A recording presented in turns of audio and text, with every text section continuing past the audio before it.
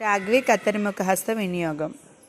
श्रीपुंसयोस्तु विश्लेषे विपद्यासप्रदेऽपि च लुण्ठने नयनार्थे च मरणे वेदभावने विद्युदर्थे एकशैलाविरहे पतने तथा लतायां युज्यते यस्तु शाकरः कत्तरीमुखः.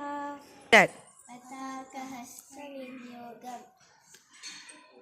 वाक्यारम्भे वारिवाहे वने वस्तुनिषेधने कुचस्थले कुशायां च नाद्याम् अमरमण्डले तुर्यङ्गे कण्डने वायौ शयने गगनोदिते Say loudly. प्रतापे च प्रसादे च चन्द्रिकायां गणादपि कवाटपाटने सप्तविपद्यन्ते तरङ्गके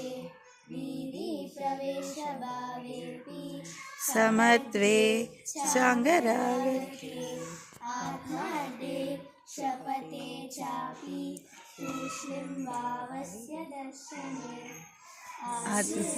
आशीर्वादक्रियायां च उपश्रेष्ठस्य धारणे तालपत्रे च केते च द्रव्यादिस्पर्शने तदा तत्र तत्रेति वचने सिन्धौ तु सुकृतिक्रमे सम्बोधने पुरोगेऽपि खड्गरूपस्य धारणे तत्र मासे संवत्सरे वर्षदिने संवादिने तदा एवमत्यति युज्यन्ते पताकहस्तभावः.